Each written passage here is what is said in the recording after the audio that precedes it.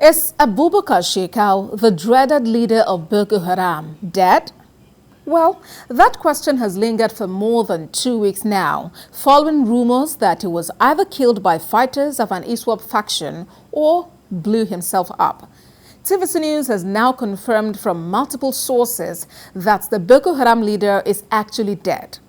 But what impact will his death have on his group and its factions, as well as the counterinsurgency operations? Let's find out in this report. Like a cat with 9 lives, Boko Haram leader Abubakar Shekau survived several attempts to have him killed.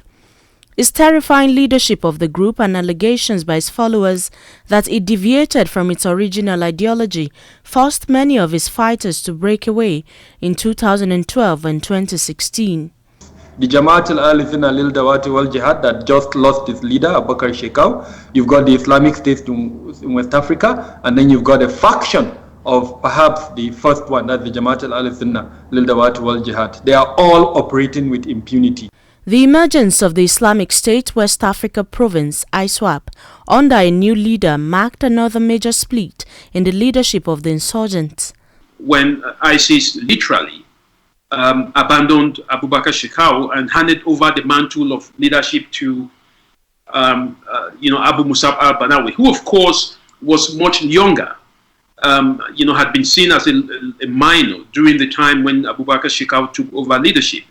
So at that point in time, it created a friction between the two factions because Shekau for himself, couldn't see how he would work under, people that he considered as very young and very inexperienced. Further disagreement saw fighters loyal to ISWAP's al-Banawi seek to subjugate Shekau.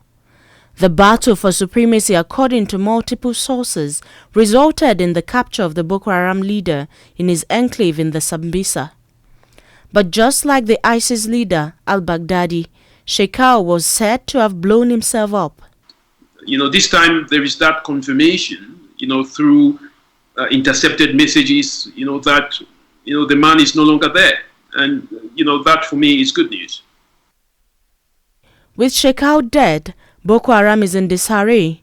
Many of its commanders who are alive have joined the ranks of ISWAP, even though their loyalty is suspect. ISWAP's attempt to take over Shekau's stronghold in Sambisa is being resisted by fighters attempting to preserve the former Boko Haram leader's legacy. Continued infighting has dwindled the fortunes and strength of the al-Banawi ISWAP group, and the impact became obvious in recent defeats by Nigerian security forces.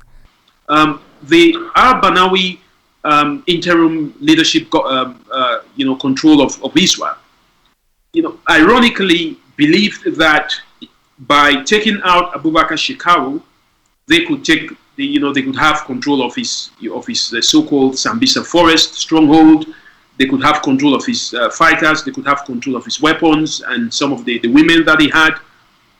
They have succeeded in doing so, but again, they haven't really overwhelmingly succeeded because Shekau had so many different units that believed in him. Amongst them is the Bakura faction, which I mentioned. They are now attacking the ISWAP faction, and I'm saying that you are not able to take control of Sambisa forest. You won't have your way. They have seized some of their women. What we don't know yet is what happens to the fifth of the Chibok girls that were still left in the custody of Boko Haram. So that is one impact that nobody really talks about. What happens to them? Has ISWAP been able to recover some of the girls, or have they all been married off, or have they all been, eliminated somehow? As the insurgents continue to turn against themselves, these experts say now may just be the time for security forces across the region to launch a counter-narrative as well as deal a big blow on the activities of the insurgents.